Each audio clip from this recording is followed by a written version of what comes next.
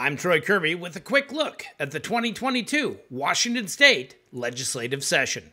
The House Local Government Committee heard public testimony on HB 2001, which would expand the ability to build tiny homes. We support the notion that tiny home communities can be an option for local governments to provide under the Affordable Housing Incentive Program. The piece of legislation that's being adopted is a part of the GMA that authorizes cities to provide affordable housing incentives, things like density bonuses. What we're concerned about is that this would have the effect of authorizing tiny home communities outside of the urban growth area, and that's what we're concerned about.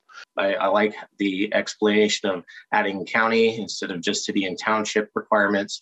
I also like that we're trying to look at solving homelessness outside of rural areas. We are impacted with the underserved in housing outside of the UGA.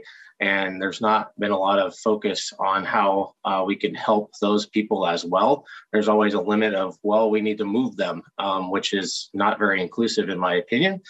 We think that there is a component for affordability and them accessing this, but we do not believe that we should be citing these outside the urban growth boundary. And just on a technical piece, well, first off, we want to remove that, and we think the bill would be good to go forward, same as Dave said. But in terms of a technical piece, they would still have to abide by the underlying density requirements. So the bill is kind of going to have a weird legal loophole that we got to have to deal with if it moves forward in the manner that it is. You can see behind me, we have a serious crisis as far as homeless folks having to seek shelter in our parks and under overpasses.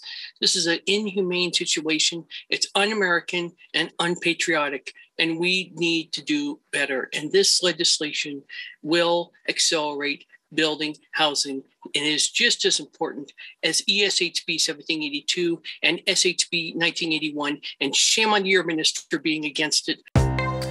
Thank you for watching the 2022 Washington State legislative session.